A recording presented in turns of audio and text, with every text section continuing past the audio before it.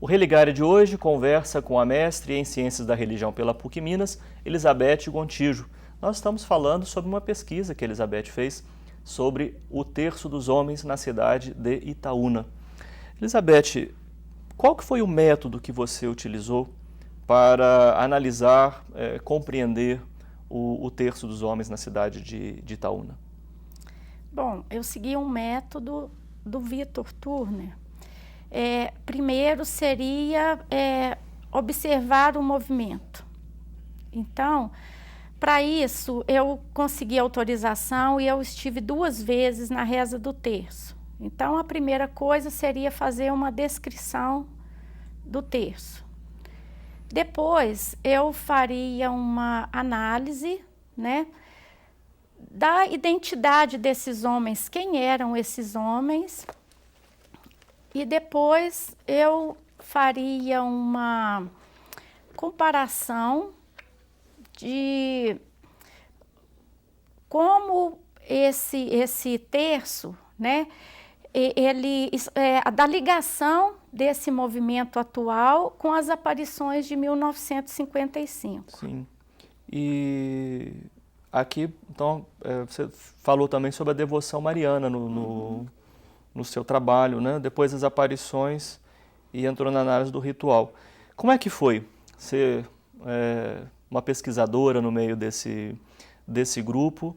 Porque além do método que você utilizou, você não tem como renunciar que sua formação em psicologia, né, acompanhando aquele grupo. Como psicóloga, eu sei que esse não foi o foco do seu trabalho, né, mas como psicóloga, como que você leu, né, e como que você lê o fenômeno da reza do terço dos homens em Itaúna? O meu trabalho como psicóloga, esse foco, né, da psicologia, ele teria que focar mais no resultado. Mas o tempo era muito curto, o movimento tinha 3 anos. Então, se eu fosse trabalhar com resultados, isso não seria um resultado correto, não daria certo. Faltaria material, Faltaria talvez. Material, porque Sim. é um tempo muito pequeno. Sim. E com o Victor Turner, o que te ajudou a entender, né, do fenômeno do terço dos homens? Então, Você acha que foi a escolha, sobre o ritual? Você trabalhou com que elementos lá na sua observação? então, com a identidade desses homens, né? Sim. A identidade deles, os signos, a importância deles na cidade, né? Porque esse grupo, ele já tem uma identidade na cidade. Então, quando a gente vai nas celebrações, eles estão sempre com a camisa, nos velórios, em visitas. Então, enfim, esses homens, eles são filhos de Maria. É como eles se... Por isso você usou, inclusive, esse título, né, no seu trabalho. É o nome que eles escolheram para ele. Eles se autodenominam filhos de Maria.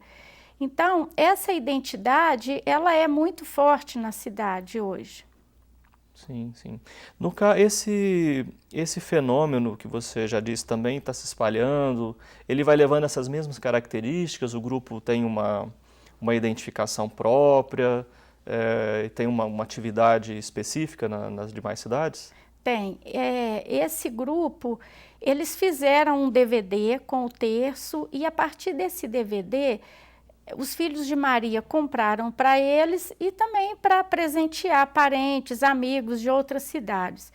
E isso foi difundindo esse terço em outras cidades. E até hoje, desde o começo e até hoje, eles são convidados para implantar o terço dos homens em outras cidades. Sabará, por exemplo, eles vieram para implantar. E o grupo de lá também chama Filhos de Maria. E o interessante é que em algumas cidades, eles até usam a imagem de Nossa Senhora de Itaúna.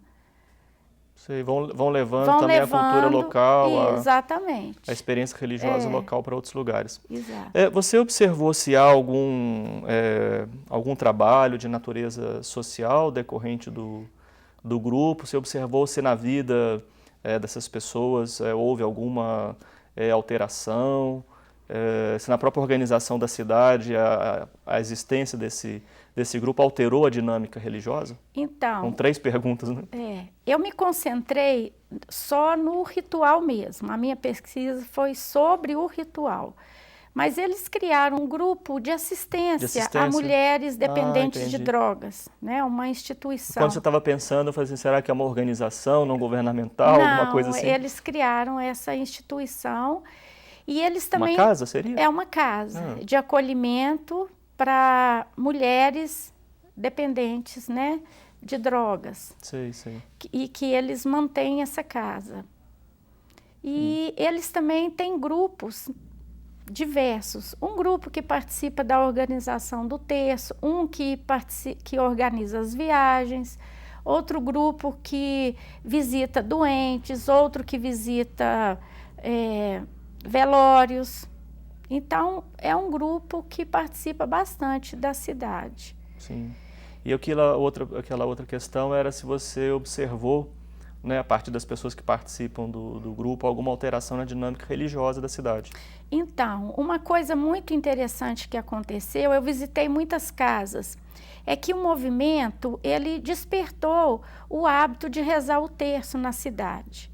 E também uma nova moda, vamos dizer assim, que é de se construir grutas nos jardins e nos fundos das casas e nas empresas. Então, Itaúna hoje, ela tem muitas casas que têm uma gruta e que a família, os vizinhos se reúnem para rezar ali. Sim. E nessas casas, né, que eu estive para visitar as grutas e que os homens, muitos são filhos de Maria, as esposas, as famílias relatam que a partir da reza do terço, lá na gruta, né, o marido rezar o terço, transformou a vida da família e que a vida deles está muito melhor. Sei. Você observou se há alguma dissidência, pessoas que participavam, deixaram de participar por algum motivo? Ou há uma fidelidade na membresia, na constituição desses grupos? Há uma fidelidade. O que aconteceu é um grupo que já chegou a 3.000 homens, porque o que deixa o terço dos homens de Itaúna diferenciado é um número muito grande de homens. Então, o que aconteceu é que passou a acontecer o terço em outras paróquias. Então, muitos homens não vão ao terço da gruta, mas eles continuam rezando o terço em outro local. E fiquei sabendo que, inclusive, alterou a dinâmica da cidade, como questão do horário, parece que do futebol na cidade foi alterado porque ele coincidia com o horário da reza do terço, é isso mesmo? Aconteceu Itaúna isso? tem um time, Esporte Clube Itaúna, que participa, né, de divisões mais baixas e que não chega a empolgar muito o torcedor, mas que participa de um campeonato. E como os jogos eram às quartas-feiras, e devido à pouca frequência no estádio, o diretor mandou um ofício para a Federação Mineira de Futebol e ele autorizou a troca. Então, os jogos do time, quando acontecem em Itaúna, é realizado às quintas-feiras. Sim. Por causa da concorrência com o terço. E melhorou a participação do estádio? Melhorou a participação. Obrigado, viu, Elizabeth, pela sua participação aqui no Religário. Desejo que você continue, né, procurando desvendar aí o que está acontecendo nesse fenômeno religioso, né, de uma prática religiosa que é importante para o catolicismo, que é reconhecido também por outros pesquisadores, por outras tradições religiosas, como uma identidade desse grupo religioso. Obrigada por você ter pela vindo aqui. oportunidade. O Religare é um projeto de extensão do Programa de Pós-Graduação em Ciências da Religião da PUC Minas. Para você saber mais sobre os nossos cursos, especialização, mestrado, você pode também rever essa entrevista, se você quiser rever a entrevista, ver fotos de bastidores, saber mais sobre a nossa convidada. Tudo isso você pode acessar na nossa página pucminas.br/ppgcr. O Religare de hoje fica por aqui. Obrigado pela sua companhia e um abraço muito cordial. Até a próxima semana com o novo Religare Conhecimento e Religião.